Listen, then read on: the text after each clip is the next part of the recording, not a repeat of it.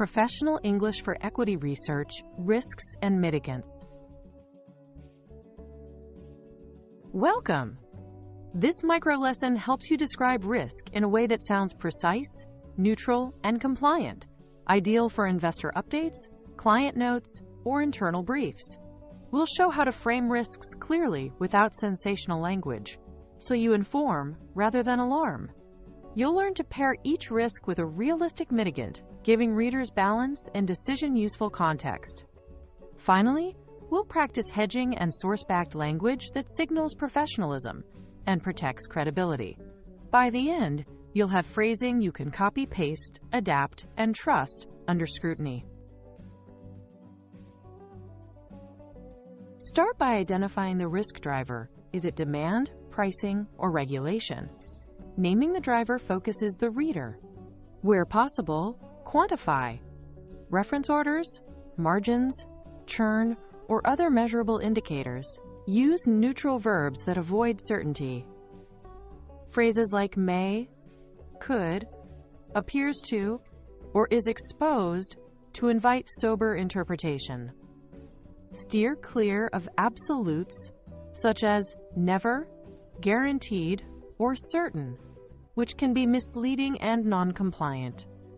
Aim for factual, testable statements that tell readers what might happen, why it matters, and how big it could be, without overstating the case. For every risk, name a mitigant and the mechanism behind it.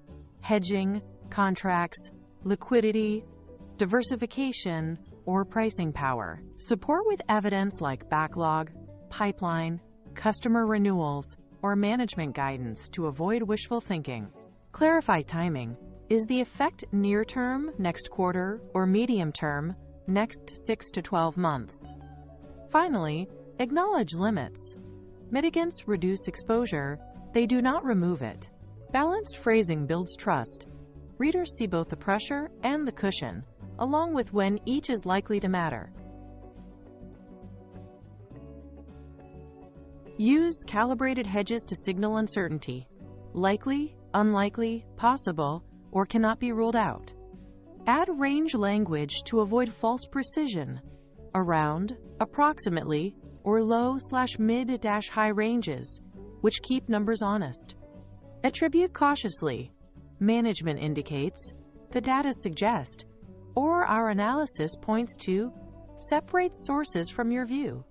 Introduce counterfactuals to show dependency. Absent X, risks could intensify. If Y materializes, the impact may lessen. This vocabulary keeps your statements measured, informative, and defensible. Cite sources clearly. Company filings, earnings transcripts, or third-party data. Distinguish fact versus opinion with signals like reported, disclosed, we estimate, or we believe. Avoid anything that sounds like advice. Include lines such as not a recommendation or solicitation when needed.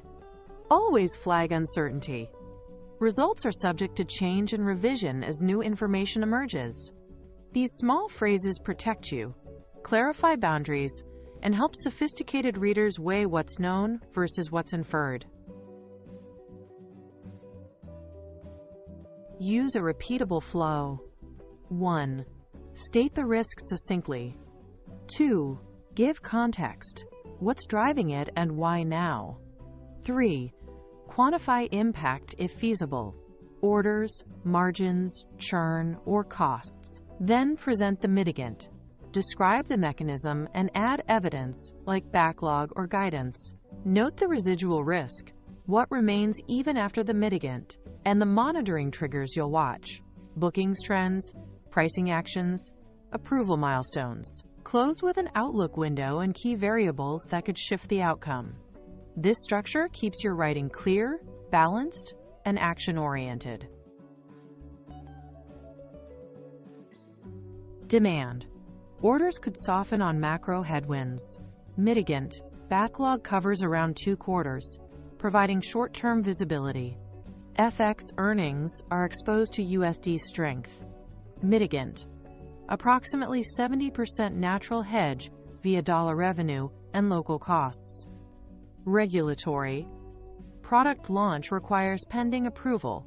Mitigant. A prior class was cleared, suggesting pathway familiarity, though timing remains uncertain. Execution. Integration carries operational risk. Mitigant. Phased rollout with KPIs to track milestones and intervene early. Each pairs a clear risk, a concrete mitigant, and calibrated language. Before you hit send, run this checklist. Be specific, sourced, and time-bound. Name the driver, cite filings or data, and define the window. Balance risk with realistic mitigants. State the mechanism and its limits. Hedge claims and quantify where feasible. Use ranges and neutral verbs. Maintain neutrality and compliance language. Separate fact from opinion. Avoid advice and flag uncertainty. Do this consistently, and your updates will read calm, credible, and genuinely useful to decision makers.